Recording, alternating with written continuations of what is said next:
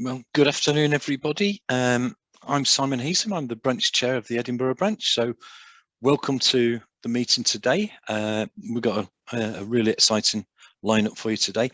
And any of our international or national colleagues that are not a member of Edinburgh Branch, welcome to you as well.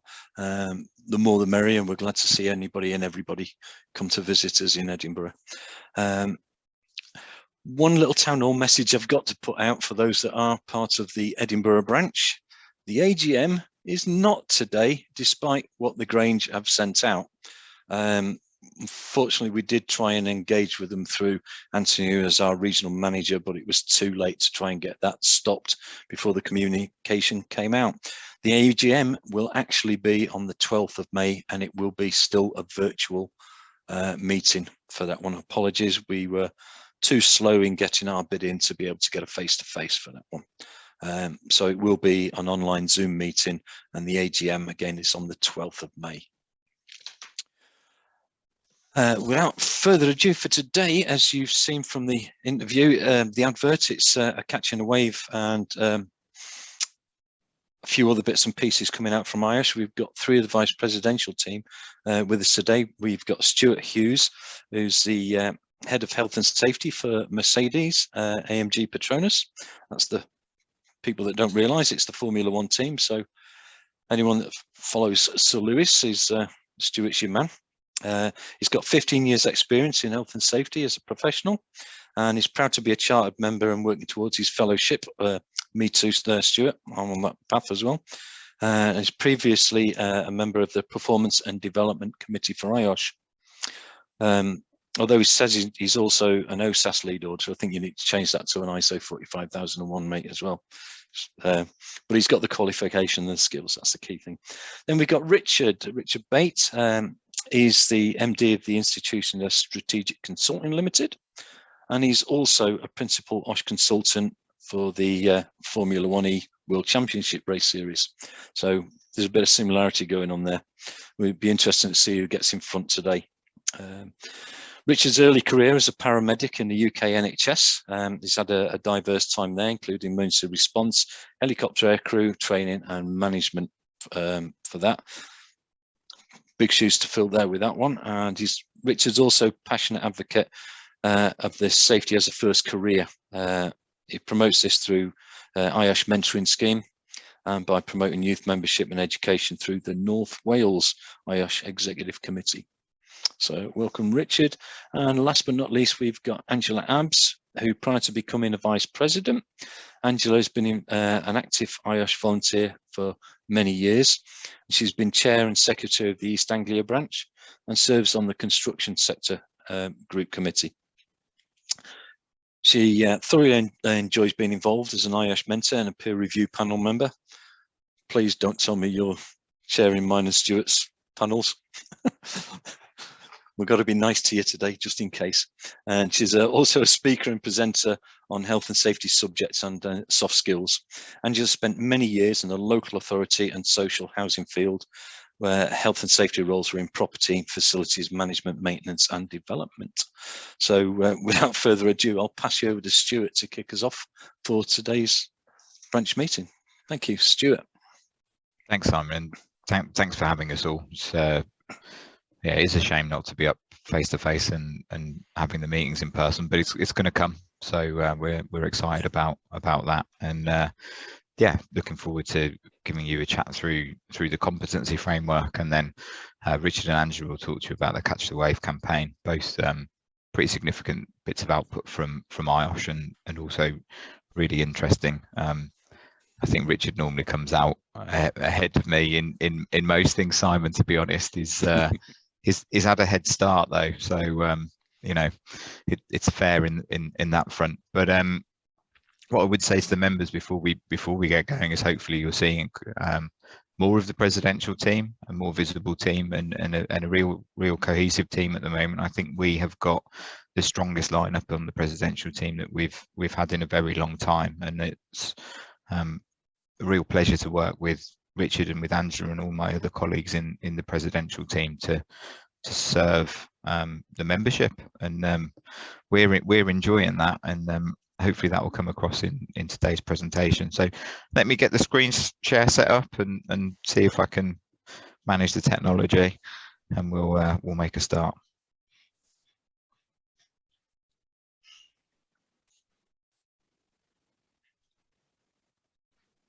Excellent. Hopefully that's all coming through all right.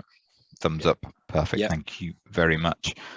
Obviously, if anybody has any questions as we're going along, just pop them in the chat box. And Anthony, I'm sure you're going to do a really good job of helping coordinate those in the background and make sure we talk to those at the appropriate point.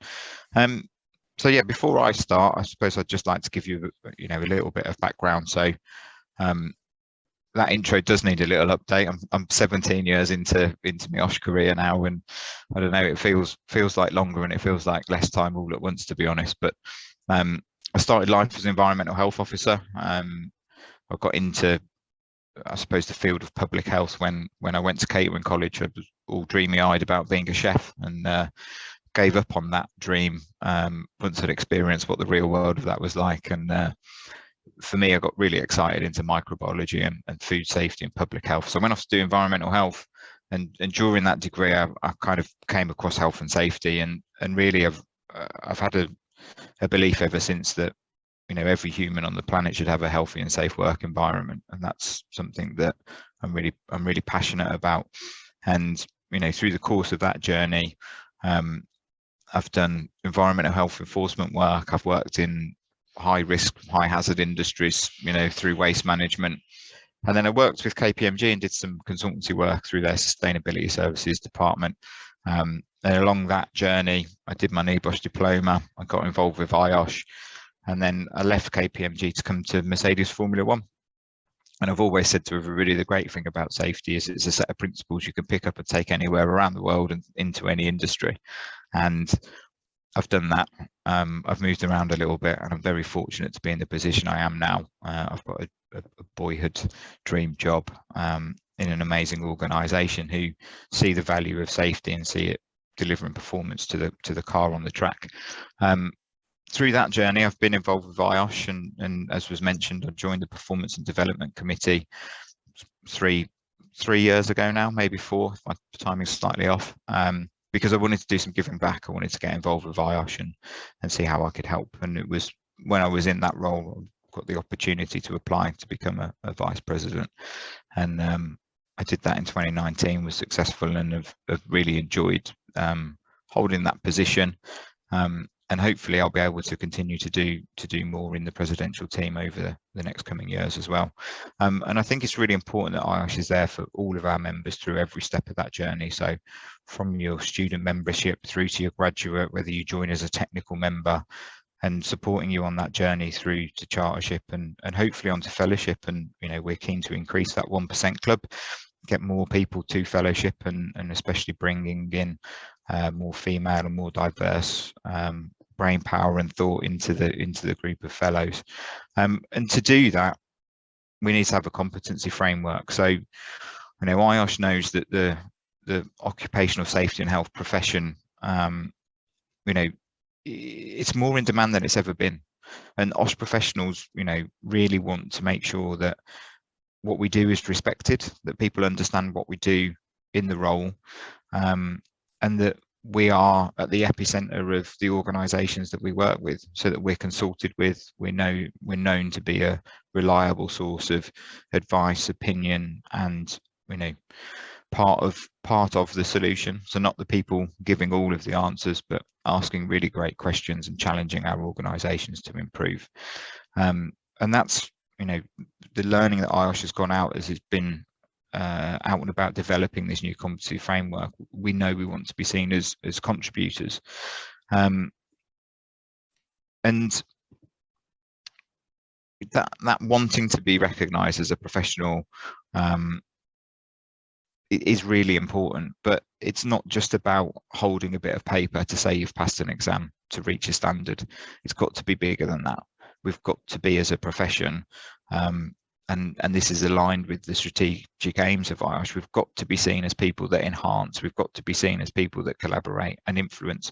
And IOSH recognised that it needed to do more to build the capability across the profession to deliver those elements of both the work 2022, but also to meet the needs of, to make sure that the safety profession's future fit for organisations.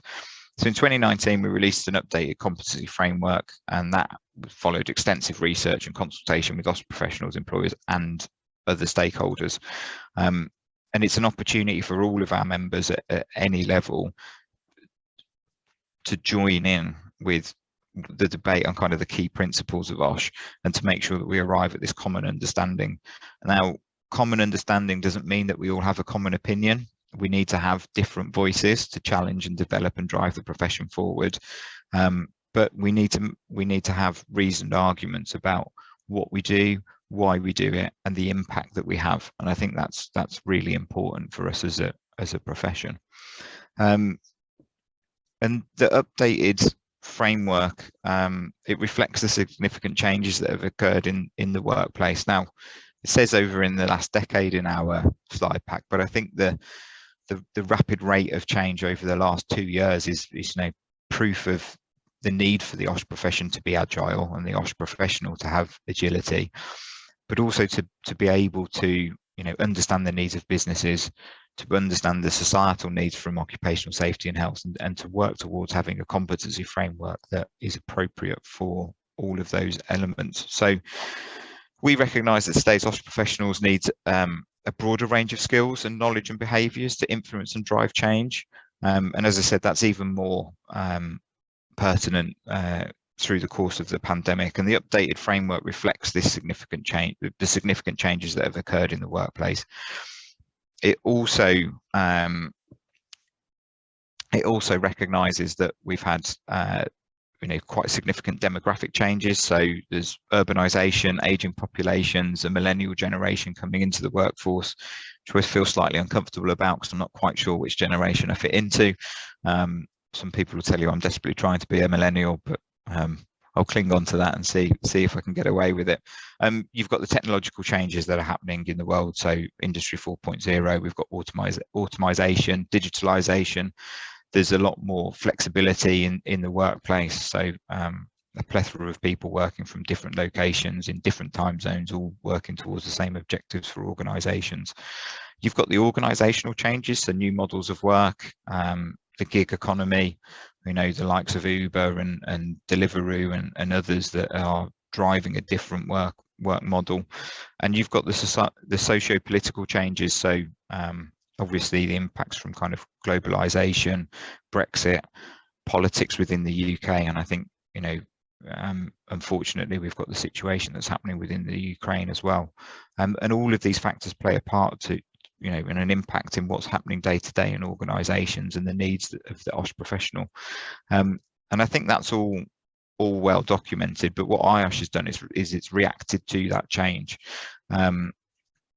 It has been a long time coming, and I think IOSH will recognise that has taken quite a long time to get there. But I think in doing so, it's brought to you and to the membership a really strong competency framework. So there's 69 competencies across 12 areas that are split into 3 principal sections. So you've got the core, the technical, and the behavioural. And whilst it's not a one-size-fits-all tool, it is designed to make sure there is a broad range and level of competencies that any individual who's in an OSH role can look at this competency framework and build their competencies appropriate to the role that they're delivering. And then when you move into another role, that framework will still be pertinent to you, but there may be other aspects of it that you then need to go and develop and work on. And I have a strong belief that this competency framework is a really solid model for any OSH professional to look at and challenge themselves on the elements that are contained within it. There's lots of different ways to slice up competency. And I think if you try and kind of just make a uniform even split, I don't really think that adds value. And I think the way that this has been pulled together and is presented to you is not just fit for purpose, but I think it really drives home that agility and flexibility that's needed within the modern world of occupational safety and health. So at the heart of this will be Blueprint 2, which is a self-assessment tool. It'll be fully integrated with development resources and your continuing professional development. So it will interlink with your CPD record. and we've paused some of the work on that whilst IOSH has been supporting members through the pandemic, but that is being finessed as we speak. The test of the software is undergoing and will be released soon for you, and I'm really excited by that, because I don't know about anybody else on the call, but I found it challenging at times to navigate around CPD and to get things to do the things I wanted to do when I'm doing my reflective account and link it to training, etc. So this new model and new tool will be a lot slicker, a lot easier to navigate around, and also a lot more effective in being able for you to self-assess your development needs, and then also do those development needs and record the CPD, which, for me, sounds like a massive improvement. So I am, personally glad to see it there. So these are the standards for our profession.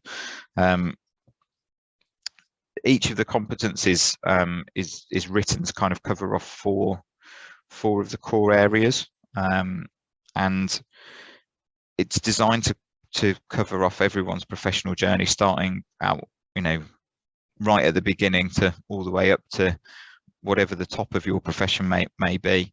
And the key elements from that, so we've got these three core areas. So your core competencies, your behavioural competencies. The behavioural things I think are really important. So whether you want to call them soft skills or power skills or however you want to talk to them, it's not just about technical competency anymore. We need to be able to have that core competency plus your behavioural competencies on top of that to really be effective and to be a go-to collaborator within organisations. So I was just talking to the kind of 4 command levels. So they are understand. So that's kind of for people that might only have a small element of OSH in their role. You have then the implement. So that's for those that are working with OSH and are in charge of putting in procedures and standards, but they might be developed elsewhere in the organisation. So you're taking things that are given to you and then implementing. And then you've got lead. So for those that are possibly in more senior roles or cover multiple sites, who have to adapt and make decisions about how to best apply procedures locally. And then you've got innovate. So innovate is then those in higher OSH management roles, or those individuals in more strategic goal setting roles within their organisations, and it's where they use solutions, or they need to put solutions into new challenges, and they're responsible for the development of those.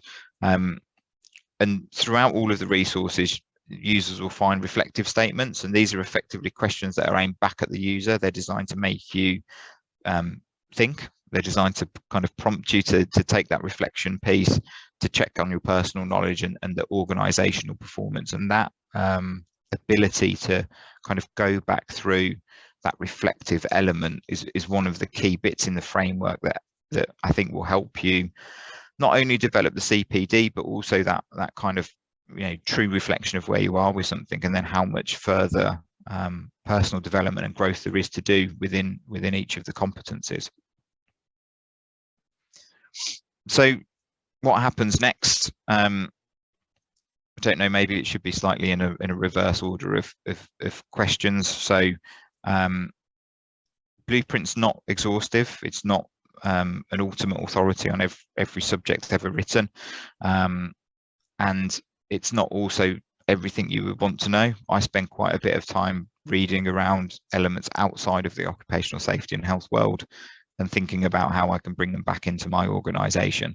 So I don't think anybody in an IOSH is saying this is the holy grail. It's not the answer to everything, but it is a very solid foundation of making sure that we are able to generate the right competencies within the OSH professional at any stage of their journey within their career.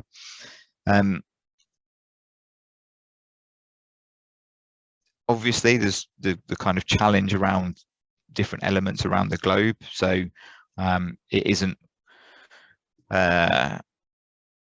area specific. So it is designed for the OSH professional in mind, so that you can go anywhere with these competencies and it be appropriate. But there may be things that in a specific location that need to be there. So IOSH isn't trying to cover all of that off, because it would be the mother of all things.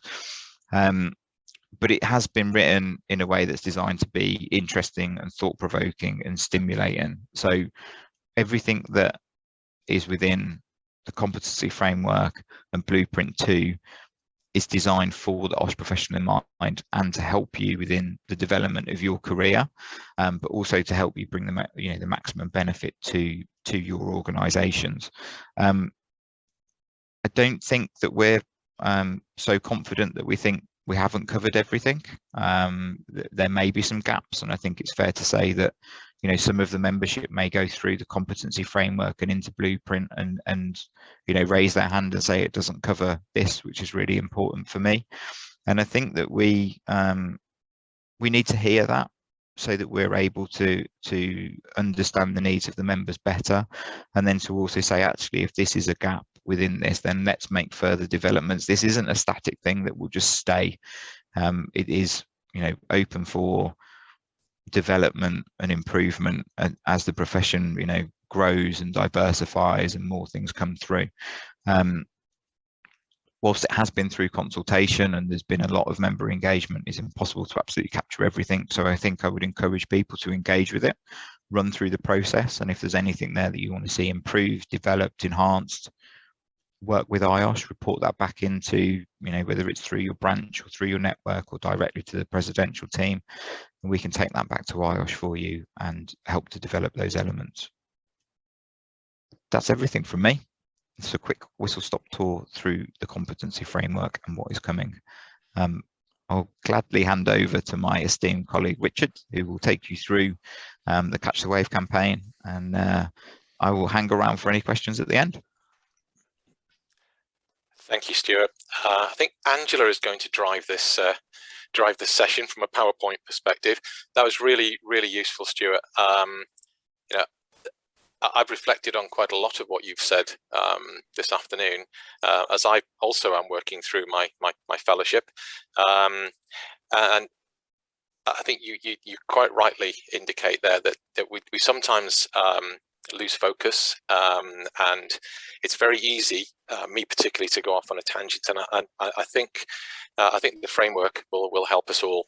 But I'm not here to talk about your presentation. I'm here to talk about a whole new initiative from IOSH, and I think most importantly is first of all trying to understand what Catch the Wave means, and I think we've all got our own view of what sustainability means, but hopefully, if you could go back one please, thank you. Hopefully this afternoon we'll talk about what IOSH how IOSH sees sustainability, and how we see sustainability moving forward within a perhaps a different framework to the one that we would perhaps have perceived before IOSH launched this initiative. Okay, Angela, so next slide, please. So, what is Catch the Wave? Well, I think there isn't a simple way to actually describe what Catch the Wave is, but the principle is to drive a safer and healthier world of work. But what does that actually mean? And I think it's from my perspective, it's an ability to understand the power of the Catch the Wave initiative, and it's really, really important to remind ourselves of our vision, and a drive towards a safer and healthier world of work. So what is Catch the Wave? Well, it's, in its simplest terms, it's an initiative for us, the IOSH profession, to accelerate this vision by focusing on people, and that's the key point, is focusing on people. So this is a focus on social sustainability in a post-COVID environment, and really importantly, in a new world of work. Now, really, from my perspective and from the feedback I've had giving this session now, I mean, probably more than 10 times, you're going to see this initiative differently. We will all have our own perspective on what Catch the Wave means. And Catch the Wave itself is developing. Angela and Stuart may correct me, but I think this presentation deck is version 5 or 6. So that there are parts of the initiative that are evolving, and this is evolving because of your feedback. So it's really important that we get you to engage with us. Thanks, Angela. So what is sustainability? Sustainability, again, means different things to all of us. Stuart and myself work in environments where we don't talk about sustainability. It's actually embedded in our day-to-day life. In fact, the motorsport championship that I work within, it was created within a sustainable framework. And we don't just pay lip service to it. It's sustainability in my championship is an absolute, and I'm not suggesting it's not in Formula One. And there's great initiatives in Formula One as well. And this is a really great example of motorsport driving forward sustainability initiatives. But what does it mean to us? Well, if you look there, you'll see the what was perhaps prior to IOSH, this IOSH initiative, an older view of what sustainability meant. People, planet, profit. Now, John Elkington, who's perhaps considered to be the godfather of sustainability, he came up with that model. I believe it was in the late 70s, early 80s. So what IOSH is doing, we're not trying to recreate that model, but we're trying to focus on human value. And what it means, what does social sustainability mean in a new world of work? And sustainability really clearly does not just mean the environment. Sustainability means, in essence, the balance of people, planet, and profit, and understanding what this triple bottom line means. And this phrase was coined by John Elkington, and it's sharing John Elkington's newer view of this model, and we've tried within IOSH to capture this view within Catch the Wave, and we're going to highlight on the need to focus more on people, our real value, and perhaps within a broader societal framework. Thanks, Angela. Now, again, I think I've kind of said to you, a few slides ago. I think sustainability clearly means something different to all of us. But I'll share with you an example. When I joined the Motorsport Championship Formula E, I didn't really understand sustainability, and to be quite honest, I'm not an expert now. But in the 6 years I've been with Formula E, and I've understood what Formula E is trying to achieve, working with our manufacturers and partners, I have become a convert, and it didn't take it didn't take IOSH an awful lot to have me really excited about this initiative, and again, I'm lucky, like Stuart, I work around the world, and I see things that make me uncomfortable. So when we consider people at work and the role of that OSH plays in daily lives, IOSH clearly recognise our responsibility to influence business, and that's the key thing. What we can do as OSH professionals to influence business, and social sustainability, is the impact on business, on people, and wider society. And what we're trying to do with Catch the Wave is to launch a vehicle to support business to understand how harnessing social sustainability can be a force for good. Now, this doesn't mean that IOSH is expecting you all to become sustainability experts, or that you need to upskill. What this campaign is about to make you aware, and to bring you along on this journey that perhaps refocuses away from the planet, which we all focus on around sustainability, and just perhaps align our thoughts around the value of human value. Thank you, Angela. I think this slide particularly, when I first saw this slide, it really did surprise me. I've kind of been quite lucky. I've worked in industries, and Stuart alluded to this with Mercedes. I've worked in industries where I've felt valued, or generally I've felt valued. But I'm really quite concerned when I read this that only 31% of business leaders, when polled back in 2017, felt that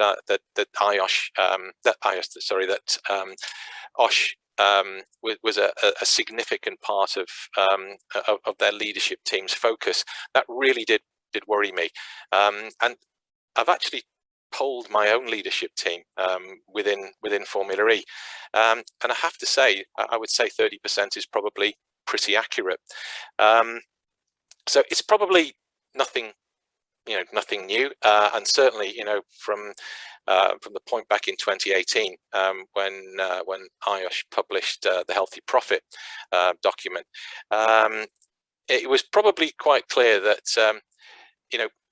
some business regarded the OSH as really important part of their daily operation, but a significant number of business didn't actually fully appreciate what we were trying to achieve, and that's where you're important. We can't drive this forward without you. You are the engine house. You will push this forward for us. And I think perhaps if we can also understand that, for me, I sit within a global framework, and it's really important that for me within my work that I understand that the implications of putting a battery onto a race car, to be able to look back and actually understand that, where did the lithium come from that we're using in the batteries? How was it produced? How was it mined? Was it ethical? So I think the great thing about this this initiative from IOSH is it's made me think, and I hope it will make you think as well. Angela, I'm going to give you a few moments just to look across this slide, and perhaps with some difficulty for me. I have a habit of talking way too much. That's the Welshness in me. The first time I saw this slide, the thing that leapt out at me was, it's 2022, and we've recognized that, a significant number of children still living in poverty. There are children and families still hungry. A significant, part of our global population don't have access to good healthcare, to clean water, or to quality education. And I think it's super important that what I would like you to take even from this short session this afternoon is that this is not something new. Governments and business knew, back 20, 22, 25 years ago, that we needed to do something to tackle this global crisis. And with your support and with guidance from IOSH, I really hope that you'll join us and that we can share this passion for a new way of looking at sustainability in our workplaces. Thank you, Angela. So, what about employees? Employers, I know we all have a view on employers. Some of us are employers, some of us are employees, but employers can be a force for good. Corporate social responsibility. Now, the United Nations Compact, I guess quite a few of us know about the Compact. 13,000 organizations in total, 160 countries. But what does it really mean? And certainly from IOSH perspective, business began to recognize their role and responsibilities in achieving systemic change. But I think also that the world has begun to change, and I'll talk about the reason why the world's changed so much on, I think, the next slide or the slide afterwards. But it's clear that both business and the world has begun to realize that a healthy workplace is vital to our health and sustainable lives. Thank you, Angela. Right, this is the big one. COVID has changed all of our lives. And what I would hope that we can all take from this is that as OSH professionals, I'm reasonably sure that our employers have now hopefully have begun to realize our value. I was in an unusual circumstance when COVID reared its head 2 years ago. I was able to lean back onto my early training as a paramedic, and I really felt valued by the business. I was able to work with a doctor that we'd appointed, and it was very, very exciting time for me. I know it sounds awful from a COVID perspective, but it gave me the opportunity to share skills and knowledge that I probably wouldn't have until that point. So what I would like you to take is that us as the workforce, we're powerful. We really are a force as powerful as any other that's emerged over the past, I wouldn't say the past 2 years, but certainly over the previous decades. And COVID has accelerated calls from us to our employers to repay the trust placed in us during those really, really difficult 2 years. And this is a really important point. You must recognize your value and what you can contribute to the companies that you work within, or if you're an employer, what you can do to recognize your workforce. Thank you, Angela.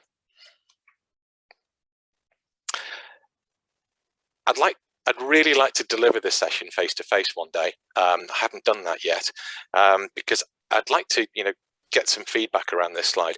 How many of you have actually changed your buying habits because of what you know about sustainability? I'd like to say I've made some changes, but I probably haven't made as many as I should. But I think it's really important that we understand that the pressure for change is not going to go away. And how many of you consider your value actually from a point of view of the value you have as a consumer and how that can affect business? So this is something else that IOSH are going to flag and ask you to think about as we move through and this initiative develops. Thank you, Angela. And I think the last slide for me, or last slide but one,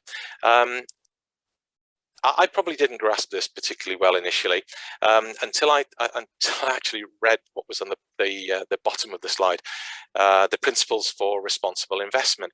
Now, the company that I consult with, Formula E, we jumped on this probably about 2 or 3 years ago, and what it meant for me was lots and lots of audits, and I didn't understand why there was this huge push for 45,001, 14,001, 9,001, and the sustainability standard ISO 2012-1.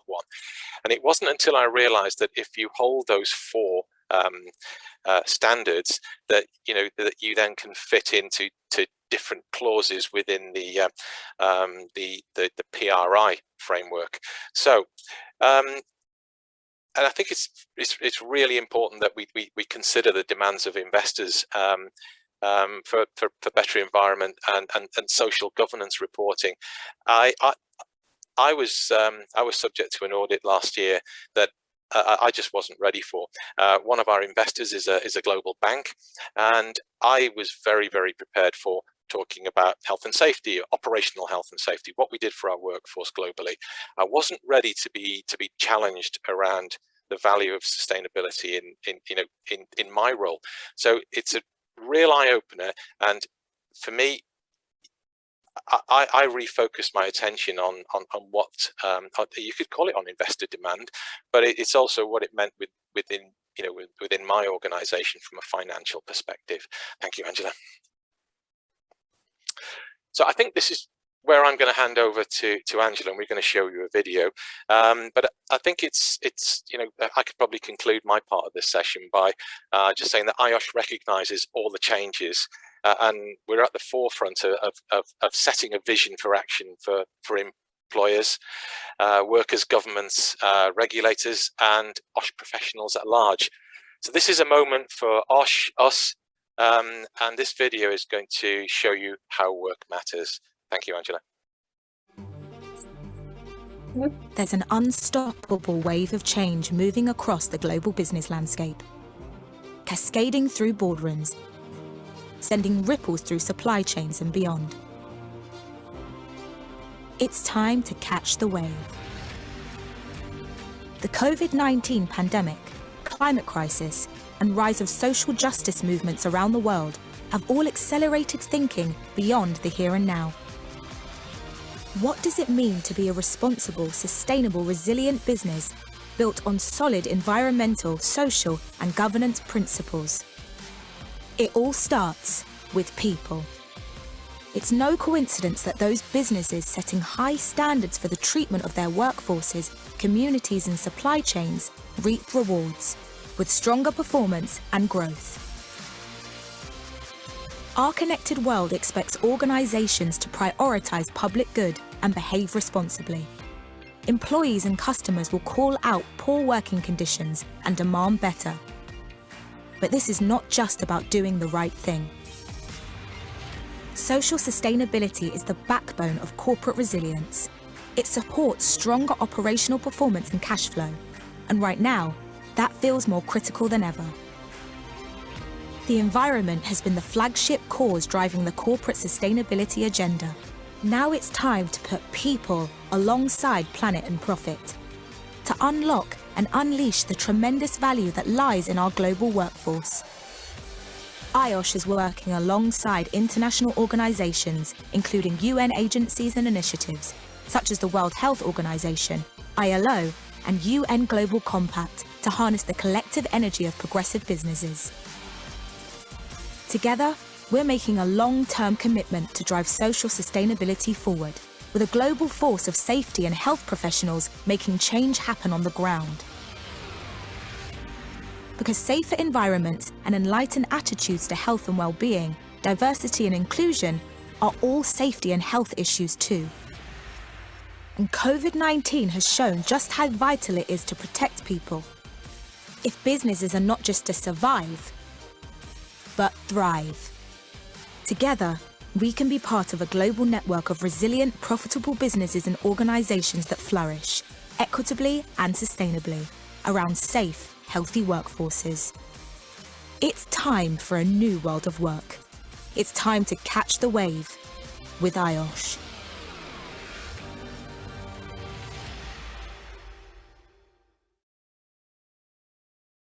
The role of us then as IOSH people, as professionals, as enablers, as leaders and employees recognise the contributions their workforces have made.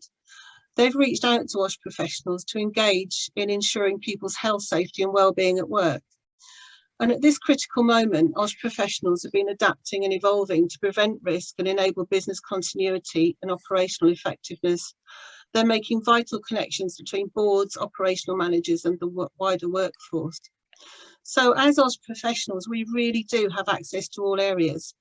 We're able to influence at all levels, from the guys with their safety boots on the factory floor to supporting and encouraging and training those managers in the middle, and then persuading it at director level. We need to get the director level to appreciate the person-centred, whole person approach to their business, to develop, nurture and train their people, and know that happy and fulfilled workers mean better teamwork, better profits and less recruitment costs. Investing in people will benefit the bottom line. We often use the word well-being, but this is really enhanced well-being. Although we use the words human capital, to get away from the commercial attitude, we need to recognise the worker as a person, not as a number and not as a cash figure, but somebody who wants to come to work safe, return safe to their families and be fulfilled while they're at work and want to stay with the company. To enable this, we need to persuade business leaders to put them at the heart of their businesses and at the heart of health and safety, and to invest in them. This brings the behavioural part of the competency framework into being, with communications and soft skills in particular. Thank you, Richard. So how IOSH drives social sustainability? There's a lot in this diagram and flow chart, but if you look in the middle there, worker, safety and health. So to appreciate all this, it's worth understanding the larger systems we're all part of, and this diagram gives the insight into the differences our profession can make. Again, we as IOSH professionals have access to all of these areas. If we look at the centre of the diagram, you've got the worker safety and health, which is where, as IOSH professionals, our main driver is. And then cascading out from there, there are all the other areas where we have got drive and influence, and we can be involved in and are involved in all parts of these businesses. So employee morale, natural resources, organisational costs, the society, environment, economy, all leading to that human welfare and putting the person, the worker, at the centre of health and safety and the centre of the operational business. So again, we need to encourage that person-centred approach with the leaders, which affects all parts of the business, because without good people, they have no business. Thank you, Richard. Okay, so tools for change here. This translation requires tools to achieve this, and the Catch the Wave campaign delivers this with a 6-month programme of insightful research papers, webinars, free download materials, and a suite of social sustainability training courses for leaders, managers and workers. And I urge you to take a look at what's on offer on the IOSH Catch the Wave pages. Take them, use them and share them within your sphere of influence. And hot off the press today, we had an email this morning which Richard's referring to the next version of this, and we're working with the one we've got because we've made notes for it for today. But the latest thing we've got is there are going to be some new products in the next few weeks. One is called Managing Sustainability, Beyond Compliance, Understanding a Socially Sustainable World of Work. And the launch of the new product will be supplemented by our second paper, which is IOSH's first ebook. And that's going to be called Wave Generation, a Model Approach to Social Sustainability, Safety and Health. And that's not all. Alongside the launches, we're going to commence a series of 6 bite-sized courses. And the first 2 are called Catch the Wave People, and the second one, Catch the Wave Work and Environment. And all of these launches have been aligned to the end of June, so that allows us a further wave of material in the autumn and the end of the calendar year. So we're not just going to sort of stop here, we're going to keep going. Thanks, Richard. Okay, a lot on this one as well. This is sort of the timeline and what we've been doing. So we've got thought leadership, bite-sized learning and full training material suite there, and then this vision for action. Again, I'd urge you to have a look at the actual Catch the Wave pages, and it will give you a lot more detail there. But the timeline for these Catch the Wave activities is listed here. And as I said, we don't finish in June. For the IOSH Professional and the IOSH Professional, this is just the beginning. Indeed, some have already started to realise their own visions for action inspired by Catch the Wave, and would be interested to hear about those. Next slide, Richard, thank you. So we kind of like to know how you're doing. We've already heard from this young lady, Sheena O'Brien. She works in Johannesburg, and she's really caught this, and she's given us an insight there. She says health and safety is an integral part of any company's sustainability journey. And she said it's her objective to ensure that people, and more specifically, the need for safer and healthier working environments, are elevated, represented on the sustainability agenda of her organisation to fulfil a necessary social need. So she shared that vision with us, and we're encouraging people to get in touch with us and tell us how they're getting on as well. So please do share your vision with us, share your stories, and we'll put them on those pages. Thank you, Richard. So Catch the Wave in a sentence there. Some people have actually sort of asked us what sustainability and Catch the Wave is all about. And this is Catch the Wave in a sentence. So Catch the Wave post-COVID is a call to action for all organisations of every size to recognise your role as IOSH professionals in harnessing the power of your people by reaching out to that IOSH professional and who operate at the heart of every community and of every business. So it's for you as an IOSH professional to encourage those leaders that you work with to really engage with you and to work collectively to do that. And social sustainability really in the world of work is the impact that employers have on people, their families, and therefore the wider society. So those two work hand in hand. So this is a call to action for all IOSH professionals. Next slide, please, Richard. So that call to action to put people at the heart of health and safety, in the heart of business. And here are just a few ways that you can get on with Catch the Wave. So we're reaching out across the IOSH network to seek commitment from our colleagues, partners and clients, and actively asking you all to get involved. So watch those webinar sessions. They all come up and they're all on YouTube. So part 1, part 2 there. And there'll be a 4th one, which I think is actually online already because it has just gone there March the 17th. So I think that's online already.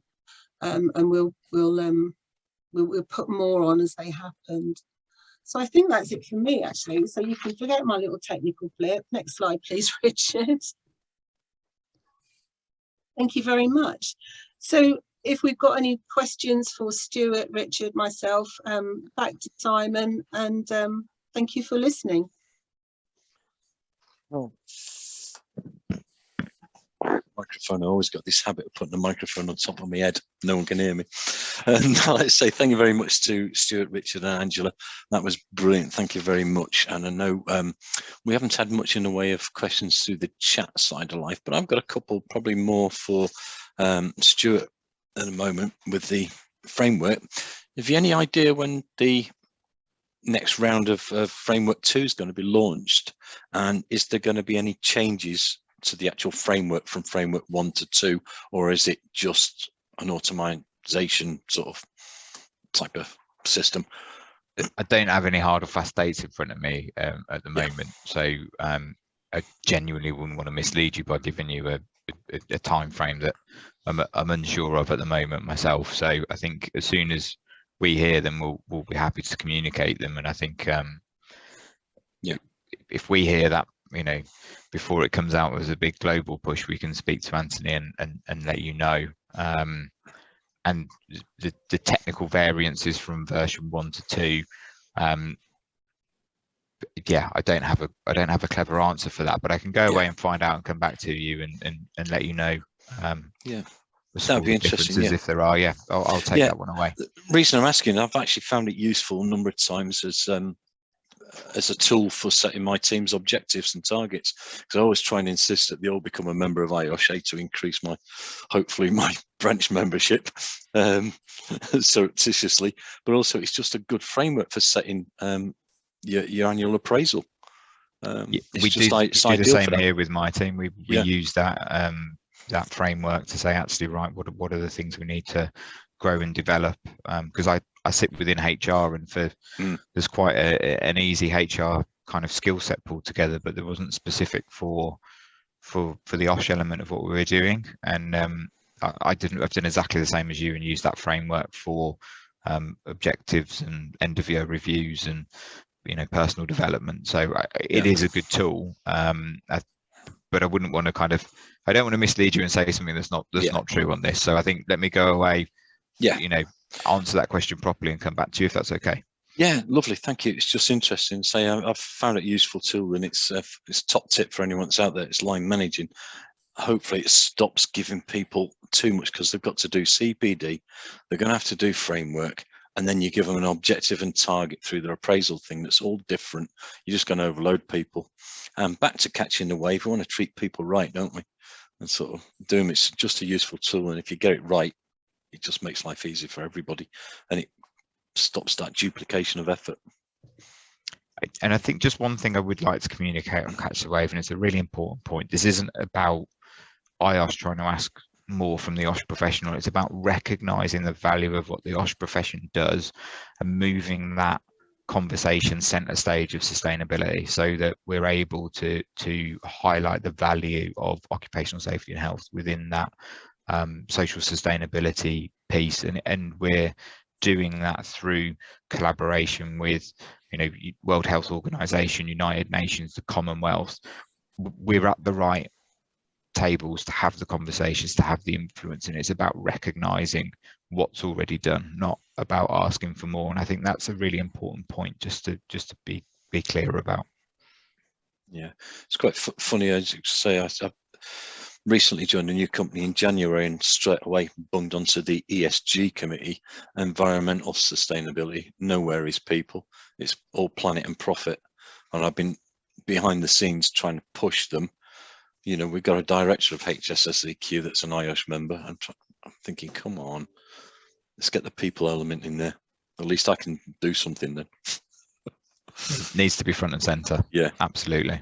Yeah, I think the next round of tools that IOSH are going to help develop will be useful for that, to help drive us forward a bit with it. So it'd be if you good to see them. If you think back to the launch of Leading Safely and Managing Safely and the impact that that's had, Yeah, that is the same premise, but with sustainability and the people at the heart of that agenda. And I think you're quite right. I think those tools are going to be super helpful for the profession as a whole. So I'm really looking forward to seeing them coming out and getting hold of them, to be honest with you. Yeah, I think it's been one of the things, the IOSH 2022 campaign, it had loads of really useful tools and it was good like that. And at the early days of Catch the Wave, there wasn't much there for anybody to have a look at. It was a campaign without the material to it, but now it's coming out. I think we'll see a big change. It's all for the positive. Have we got any further questions from anybody? Is everybody using the chat? No. Come on, guys, you must have burning questions in there for the panel. It's not often you get to grill three of you. I have a sort of statement, less of a question. I was going to say a lot of IOSH professionals have environment as part of their role, but I think until Catch the Wave came out, I didn't really see much of how environment was actually incorporated in people's roles, whereas the image that you put out that we said was complicated, but if you focus in on the IOSH professional and how it is at the center of everything, for me, that was a really great image as far as bringing it all together, because I do think a lot of people, when they hear sustainability or environment, they think of just environmental sustainability, but social sustainability is all tied together in that. So I don't know if any of you wanted to talk more about that, but I just thought I would say it from my point of view, because I didn't join IOSH from a heavy IOSH background. So it's been really great being able to learn, sitting in on all of these webinars. Anthony, there's probably something I'd like to share. You don't necessarily need to do anything really, really complicated. I started to work in a pretty difficult area of Brooklyn 6 years ago, and as part of our sustainability, so sort of more from a perspective of championing sustainability, we started to engage with schools and colleges, and I was pretty shocked. I was giving a really just a simple chat on what Formula E was and the value in e-mobility, and we kind of went off piece, which is very common for me to start somewhere and go off somewhere else.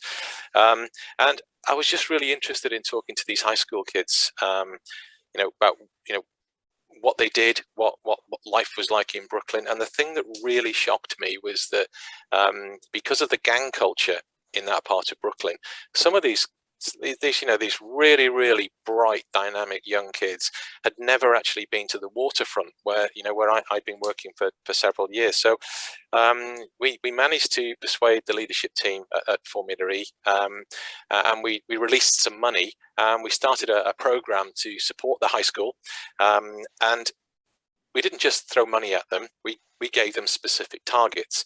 The first target was do some work around the community, simple stuff, tidy up, plant some borders. But the really important thing is that 5 years on, some of those high school students have now graduated, and 2 of those have now come to work within Formula E. So that for me is a perfect example of how engaging with with a younger demographic, at high school age, inspiring them, using my passion for health and safety and my membership of IOSH, and we've been able to see we've now got quantifiable evidence of Formula E's sustainability initiatives, and that's for me where my passion is. So again, that works, that's worked really well, and I'd just like to reiterate something that Stuart said. We do have to refocus away from purely just thinking about environment and planet. There is much more to sustainability, and particularly around that financial element as well. Yeah, I think we've got a question in from James. Is with Catch the Wave, would IOSH look to generate a proper formal course on sustainability? Can I come in there, Simon? I'm back, as you might have noticed. Yeah. My screen, you know, that screen that I got stuck on when you all came back to the room, I just had that screen and nothing else, so I had to come out and go back in again to get rid of it. So apologies. James's question there about generating a course on sustainability. I mean, I may have missed part of the conversation while I was away, but yesterday I was in a East Anglian branch networking meeting actually, and we had Jimmy, immediate past president, with us, and we were talking about Catch the Wave and sustainability, and we were saying that IOSH professionals, particularly old school, not perhaps some of the newer ones because they're better at it, are very much focused on safety boots, hard hats, those sort of hard elements of health and safety, but not on the soft skills side, on the being able to speak to people, communicate with people, and the wider picture on the well-being, sustainability, and all that sort of stuff. And then we got on to PRI for Charter, the interview, and we don't actually ask any questions that are away from those hard skills, if you like. So I think when we were talking, we're now thinking about putting a white paper through to talk about the skills that we need. So maybe that course on sustainability might be a good shout. And also to work through all those needs on the competency framework that aren't the hard side of health and safety, if that makes sense. Yeah. So that we can perhaps look at starting to develop those and offering those sort of courses. I don't know what Stuart or Richard might think about that.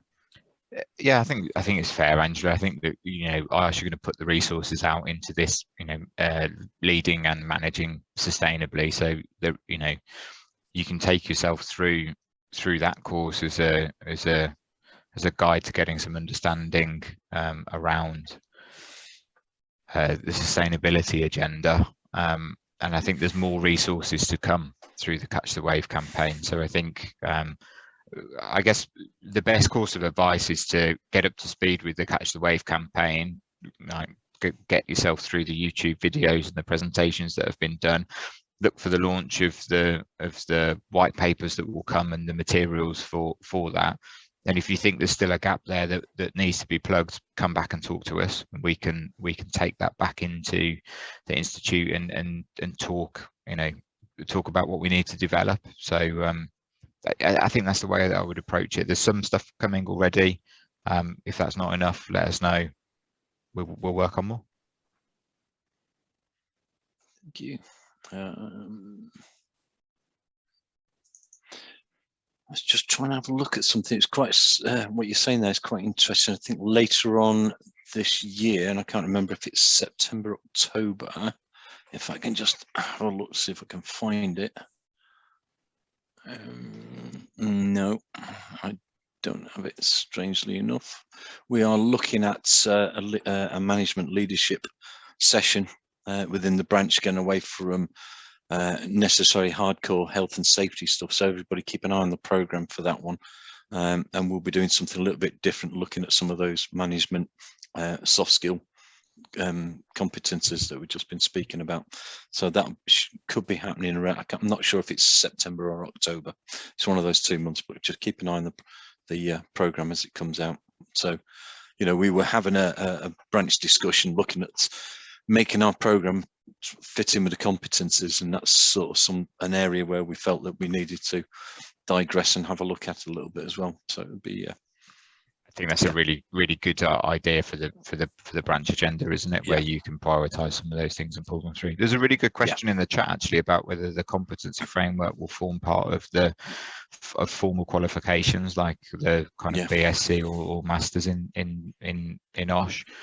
Yeah, I mean that's a really, the honest answer to that is I don't know, but if that isn't something that's happening at the moment, it is something that we should be, you know, at least talking to the universities and saying, actually, this is the thing that, you know, when you come out of this and you go for you know, you take your grad status and you go through to chartership, these are the competencies and the behaviour frameworks that you'll be working to. So how about we get some of this stuff in early? So that's a lovely idea. Apologies, I can't see who raised it, but thank you very much for that. That's something we will take back in and talk to on that, because I think it's part of council and part of the future of the profession steering group, and that's a really nice idea about how we bring the right people into the profession and into IOSH. So thank you. I know that the reaccreditation process was just launched, so if it hasn't already been included, then it might not be a while. But I have a feeling that because if it was just launched, but the competency framework was now launched a while ago, aspects of it are probably going to have been included. But I see that Julia is the one that put that in the chat. So what I'll do, Julia, is I'll take a note of your email and I'll contact our team that deals with accreditation for universities and see if they can give us a better answer.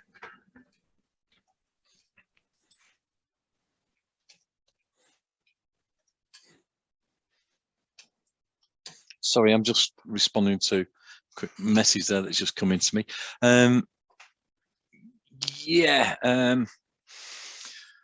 I think if I can probably answer one for James already. I think it's one that we got from a previous branch member that ended up president, who was helping IOSH develop courses and trying to countermine NEBOSH because he thought they had a monopoly. And I think IOSH are probably more likely going to look at their own formal course rather than pass it over to NEBOSH, I would think.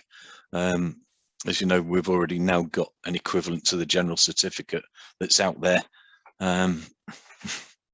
Yeah, so I wouldn't think that IOSH would partner with NEBOSH for that one. I think they're more likely to keep it in-house and just keep it on their own. That way it'll probably fit their own catch the wave agenda as well. Yeah.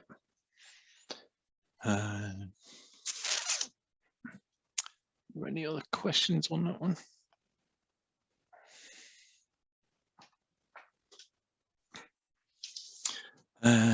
Anyone else got any questions? Must be something more to come.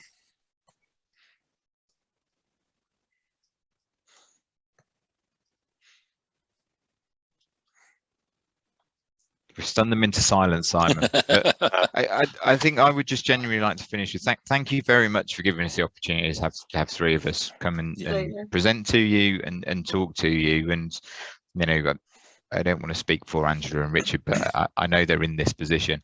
We can't wait to get back to face to come and see you in person and to be bringing this in a you know, in the real world environment and in the room. And hopefully we'll have the opportunity to come up to Edinburgh at some point over the course of the next 12 months and join you in person. And I'm sure each of us would love that opportunity. So you know, speak to Sunita, get us booked in, and we'll enjoy the trip up and look forward to coming to say hello. Lovely.